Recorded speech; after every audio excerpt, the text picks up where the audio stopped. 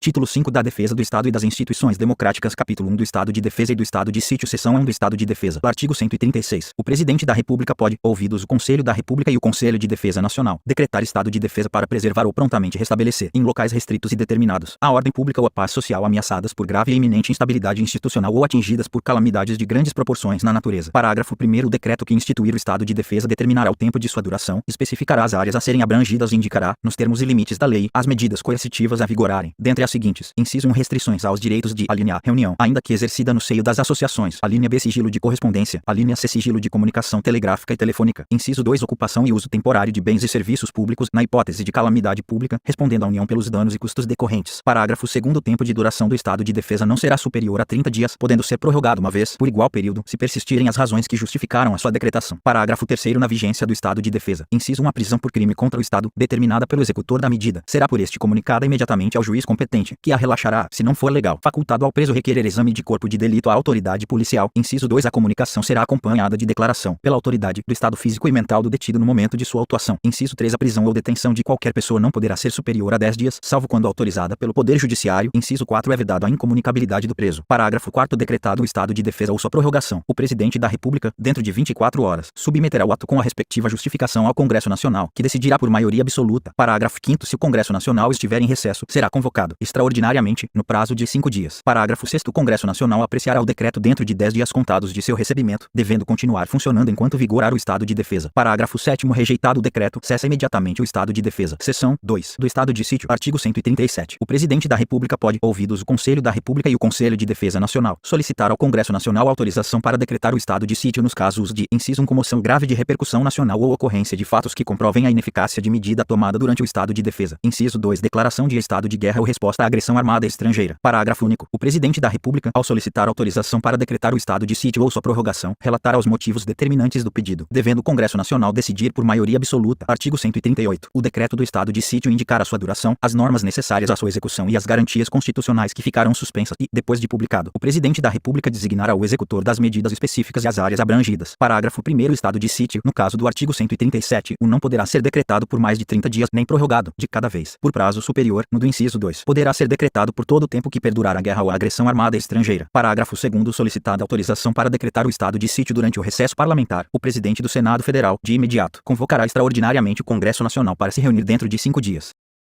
Parágrafo 3º. O Congresso Nacional permanecerá em funcionamento até o término das medidas coercitivas. Artigo 139. Na vigência do estado de sítio decretado com fundamento no artigo 137, só poderão ser tomadas contra as pessoas as seguintes medidas: inciso 1, obrigação de permanência em localidade determinada; inciso 2, detenção em edifício não destinado a acusados ou condenados por crimes comuns; inciso 3, restrições relativas à inviolabilidade da correspondência, ao sigilo das comunicações, à prestação de informações e à liberdade de imprensa, radiodifusão e televisão, na forma da lei; inciso 4, suspensão da liberdade de reunião; inciso 5, busca e apreensão em domicílio; inciso 6, intervenção nas empresas de serviços públicos; inciso 7, requisição de bens. Parágrafo único. Não se inclui nas restrições do inciso 3 a difusão de pronunciamentos de parlamentares efetuados em suas casas legislativas, desde que liberada pela respectiva mesa. Seção 3. Disposições gerais. Artigo 140. A mesa do Congresso Nacional, ouvidos os líderes partidários, designará comissão composta de 5 de seus membros para acompanhar e fiscalizar a execução das medidas referentes ao estado de defesa e ao estado de sítio. Artigo 141. Cessado o estado de defesa ou o estado de sítio, cessaram também seus efeitos, sem prejuízo da responsabilidade pelos cometidos por seus executores ou agentes. Parágrafo único. Logo que cesse o estado de defesa ou o estado de sítio, as medidas aplicadas em sua vigência serão relatadas pelo Presidente da República, em mensagem ao Congresso Nacional, com especificação e justificação das providências adotadas, com relação nominal dos atingidos e indicação das restrições aplicadas. Capítulo 2 das Forças Armadas. Artigo 142. As Forças Armadas, constituídas pela Marinha, pelo Exército e pela Aeronáutica, são instituições nacionais permanentes e regulares, organizadas com base na hierarquia e na disciplina, sob a autoridade suprema do Presidente da República, e destinam-se à defesa da pátria, à garantia dos poderes constitucionais e, por iniciativa de qualquer destes, da lei e da ordem. Parágrafo 1º. Lei complementar estabelecerá as normas gerais a serem adotadas na organização, no preparo e no emprego das Forças Armadas. Parágrafo 2º. Não caberá habeas corpus em relação a punições disciplinares militares. Parágrafo 3º. Os membros das Forças Armadas são denominados militares, aplicando-se-lhes, além das que vierem a ser fixadas em lei, as seguintes disposições. Inciso 1. As patentes, com prerrogativas, direitos e deveres a elas inerentes, são conferidas pelo Presidente da República e asseguradas em plenitude aos oficiais da ativa, da reserva ou reformados, sendo-lhes privativos os títulos e postos militares e, juntamente com os demais membros, o uso dos uniformes uniformes das Forças Armadas. Inciso 2. O militar em atividade que tomar posse em cargo ou emprego público civil permanente, ressalvada a hipótese prevista no artigo 37, inciso 16, a linha C, será transferido para a reserva, nos termos da lei. Inciso 3. O militar da ativa que, de acordo com a lei, tomar posse em cargo, emprego ou função pública civil temporária, não eletiva, ainda que da administração indireta, ressalvada a hipótese prevista no artigo 37, inciso 16, a linha C, ficará agregado ao respectivo quadro e somente poderá, enquanto permanecer nessa situação, ser promovido por antiguidade, contando-se-lhe o tempo de serviço apenas para aquela promoção e transferência para a reserva, sendo depois de 2 anos de afastamento, contínuos ou não, transferido para a reserva. Nos termos da lei, inciso 4, ao militar são proibidas a sindicalização e a greve. Inciso 5, o militar, enquanto em serviço ativo, não pode estar filiado a partidos políticos. Inciso 6, o oficial só perderá o posto e a patente se for julgado indigno do oficialato ou com ele incompatível, por decisão de tribunal militar de caráter permanente, em tempo de paz, ou de tribunal especial, em tempo de guerra. Inciso 7, o oficial condenado na justiça comum ou militar a pena privativa de liberdade superior a 2 anos, por sentença transitada em julgado, será submetido ao julgamento previsto no inciso anterior. Inciso 8, aplica-se aos militares o disposto no artigo 7º, incisos 8, 12, 17, 18, inciso 19 e 25 e no artigo 37, incisos 11, 13, 14 e 15, bem como, na forma da lei com prevalência da atividade militar, no artigo 37, inciso 16, a linha C. 9, revogado o inciso 10, a lei disporá sobre o ingresso nas Forças Armadas, os limites de idade, a estabilidade e outras condições de transferência do militar para a inatividade, os direitos, os deveres, a remuneração, as prerrogativas e outras situações especiais dos militares, consideradas as peculiaridades de suas atividades, inclusive aquelas cumpridas por força de compromissos internacionais e de guerra. Artigo 143. O serviço militar é obrigatório nos termos da lei. Parágrafo 1º. Às Forças Armadas compete, na forma da lei, atribuir serviço alternativo aos que, em tempo de paz, após alistados, alegarem imperativo de consciência, entendendo-se como tal, o decorrente de crença religiosa e de convicção filosófica ou política, para se eximirem de atividades de caráter essencialmente militar. Parágrafo 2º. As mulheres e os eclesiásticos ficam isentos do serviço militar obrigatório em tempo de paz, sujeitos, porém, a outros encargos que a lei lhes atribuir. Capítulo 3 da Segurança Pública. Artigo 144. A segurança pública, dever do Estado, direito e responsabilidade de todos, é exercida para a preservação da ordem pública e da incolumidade das pessoas e do patrimônio, através dos seguintes órgãos: inciso 1, Polícia Federal; inciso 2, Polícia Rodoviária Federal; inciso 3, Polícia Ferroviária Federal; inciso 4, Polícias Civis; inciso 5, Polícias Militares e Corpos de Bombeiros Militares; inciso 6, Polícias Penais Federal, estaduais e distrital. Parágrafo 1º. A Polícia Federal, instituída por lei como órgão permanente, organizado e mantido pela União e estruturado em carreira, destina-se a: inciso 1, apurar infrações penais contra a ordem política e social ou em detrimento de bens, serviços e interesses da União ou de suas entidades autárquicas e empresas públicas, assim como outras infrações cuja prática tenha repercussão interestadual ou internacional e exija repressão uniforme, segundo se dispuser em lei. Inciso 2, prevenir e reprimir o tráfico ilícito de entorpecentes e drogas afins, o contrabando e o descaminho, sem prejuízo da ação fazendária e de outros órgãos públicos nas respectivas áreas de competência. Inciso 3, exercer as funções de polícia marítima, aeroportuária e de fronteiras. Inciso 4, exercer, com exclusividade, as funções de polícia judiciária da União. Parágrafo 2º. A Polícia Rodoviária Federal, órgão permanente, organizado e mantido pela União e estruturado em carreira, destina-se, na forma da lei, ao patrulhamento ostensivo das rodovias federais. Parágrafo 3º. A Polícia Ferroviária Federal, órgão permanente, organizado e mantido pela União e estruturado em carreira, destina-se, na forma da lei, ao patrulhamento ostensivo das ferrovias federais. Parágrafo 4º. As polícias civis, dirigidas por delegados de polícia de carreira, incumbem, ressalvada a competência da União, as funções de polícia judiciária e a apuração de infrações penais, exceto as militares. Parágrafo 5º. As polícias militares cabem à polícia ostensiva e à preservação da ordem pública, aos corpos de bombeiros militares, além das atribuições definidas em lei, incumbe a execução de atividades de defesa civil. Parágrafo 5º. As polícias penais, vinculadas ao órgão administrador do sistema penal da unidade federativa que pertencem, cabe a segurança dos estabelecimentos penais. Parágrafo 6º. As polícias militares e os corpos de bombeiros militares, forças auxiliares e reserva do Exército subordinam-se, juntamente com as polícias civis e as polícias penais estaduais e distrital, aos governadores dos estados, do Distrito Federal e dos territórios. Parágrafo 7º. A lei disciplinará a organização e o funcionamento dos órgãos responsáveis pela segurança pública, de maneira a garantir a eficiência de suas atividades. Parágrafo 8º. Os municípios poderão constituir guardas municipais destinadas à proteção de seus bens, serviços e instalações, conforme dispuser a lei. Parágrafo 9º. A remuneração dos servidores policiais integrantes dos órgãos relacionados neste artigo será fixada na forma do parágrafo 4º do artigo 39. Parágrafo 10. A segurança viária, exercida para a preservação da ordem pública e da incolumidade das pessoas e do seu patrimônio nas vias públicas. Inciso 1, compreende a educação, engenharia e fiscalização de trânsito, além de outras atividades previstas em lei, que assegurem ao cidadão o direito à mobilidade urbana eficiente. E, inciso 2, compete, no âmbito dos estados, do Distrito Federal e dos municípios, aos respectivos órgãos ou entidades executivos e seus agentes de trânsito, estruturados em carreira, na forma da lei.